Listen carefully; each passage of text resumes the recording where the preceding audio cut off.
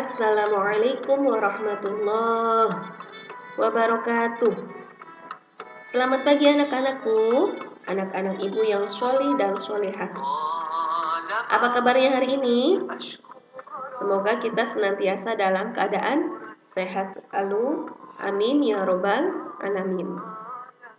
Anak-anakku, hari ini kita akan belajar Al-Quran Hadis pembelajaran ketiga. Jangan lupa bukunya untuk dibuka ya. Namun sebelum kita mulai pembelajaran kali ini, mari kita buka dengan membaca kalimat basmalah. Bismillahirrahmanirrahim. Hari ini kita akan belajar tentang surat An-Nas. Siapa di sini yang sudah hafal surat An-Nas? Oke, mari kita membaca bersama-sama surat An-Nas.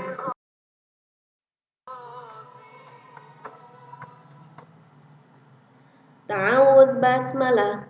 A'udzu billahi minasyaitonir rajim.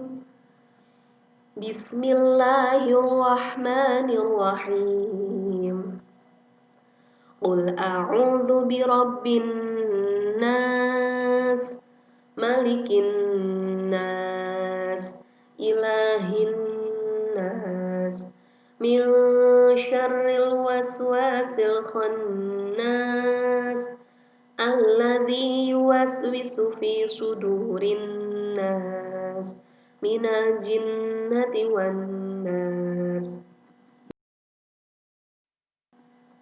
Kemudian terjemah surat An-Nas. Katakanlah aku berlindung kepada Tuhannya manusia, Raja manusia, sembahan manusia, dari kejahatan dan bisikan yang membisikkan kejahatan ke dalam dada manusia, dari golongan jin dan. Kemudian keterangan surat An-Nas. Surat An-Nas sendiri artinya manusia. Surat An-Nas diturunkan di kota Mekah. Surat An-Nas ini termasuk ke dalam surat Makkiyah karena ia turunnya di kota Mekah. Kemudian surat An-Nas terdiri dari 6 ayat. Jadi nanti dihafalkan ya nak ya. Surat An-Nas diturunkan setelah surat Al-Falaq. Dan surat An-Nas merupakan surat ke-114 dalam Al-Quran atau surat yang terakhir. Karena jumlah dari surat yang ada di dalam Al-Quran adalah 104. Kemudian penjelasan surat An-Nas. Dalam surat An-Nas, Allah memerintahkan manusia untuk berlindung kepada Allah dari segala bentuk kejahatan yang dilakukan jin dan manusia. Nah, surat An-Nas sendiri bisa disebut sebagai surat untuk penjagaan diri.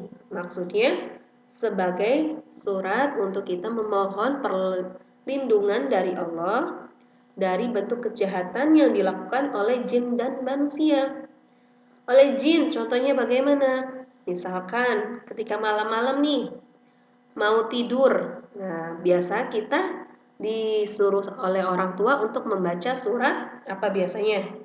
Yang pertama surat Al-Ikhlas, surat Al-Falaq, dan surat An-Nas. Maksudnya adalah membaca 3 surat itu biar ketika kita tidur kita tidak diganggu oleh jin ataupun setan. Nah, mengganggunya gimana Bu? Kan kita tidur. Mengganggunya jin itu melalui mimpi. Nah, makanya kenapa kita sering mimpi buruk, mimpi dikejar harimau, mimpi dikejar ular. Nah, itu bisa jadi karena sebelum tidur kita tidak membaca doa. Makanya kita dianjurkan sebelum tidur untuk membaca doa agar terhindar dari godaan jin.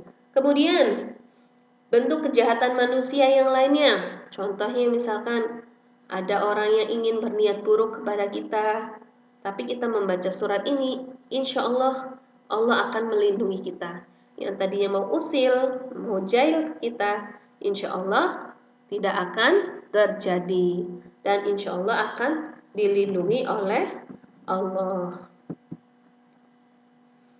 Kemudian, hanya kepada Allah lah kita memohon perlindungan dan kita tidak boleh meminta perlindungan kepada selain Allah. Kenapa hanya kepada Allah? Karena hanya Allah lah yang wajib kita sembah dan kita mohon perlindungan. Kemarin kita sudah belajar tentang surat Al-Fatihah. Ada satu dan dua ayat yang bunyinya Iyyaka na'budu wa iyyaka nasta'in. Nah, artinya hanya kepada Engkaulah kami menyembah dan hanya kepada Engkaulah kami memohon pertolongan. Jadi, hanya kepada Allah kita memohon perlindungan dari godaan jin dan manusia.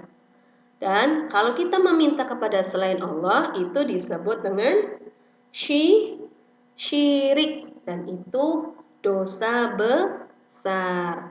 Makanya hanya kepada Allah kita memohon perlindungan. Kemudian surat An-Nas ini membuktikan bahwa kita sebagai manusia tidak mempunyai kekuatan apapun, tidak memiliki daya dan upaya. Kita hanya manusia biasa yang lemah. Maka dari itu hanya kepada Allah kita memohon pertolongan dan perlindungan. Nah, di sini menegaskan bahwa manusia itu sifatnya lemah, tidak memiliki kekuatan apapun. Ya, jadi kita harus senantiasa memohon perlindungan kepada Allah. Salah satunya dengan cara sering membaca surat An-Nas, baik itu ketika kita mau tidur ataupun saat beraktivitas. Selanjutnya, tugas hari ini melengkapi ayat dari surat An-Nas, ada di halaman 27. Kemudian, melingkari kalimat pernyataan benar salah di halaman 27 juga. Kemudian, mengerjakan kegiatan siswa 2, halaman 28. Dan terakhir, menghafalkan surat An-Nas. Ini untuk minggu depan ya nak ya. Jadi yang masih belum lancar, yang masih makhrajnya ketuker, waswisu begitu, kadang masih suka ketuker, dihafalkan dari sekarang agar minggu depannya tinggal setoran. Oke, sekian pembelajaran kita kali ini. Jangan lupa untuk selalu mengamalkan surat An-Nas sebelum kita tidur dan juga saat beraktivitas. Dan jangan lupa untuk selalu mengerjakan sholat 5 waktu, membaca Al-Quran dan birrul walidain di rumah. Tetap jaga kesehatan dan terima kasih. Wassalamualaikum warahmatullahi wabarakatuh.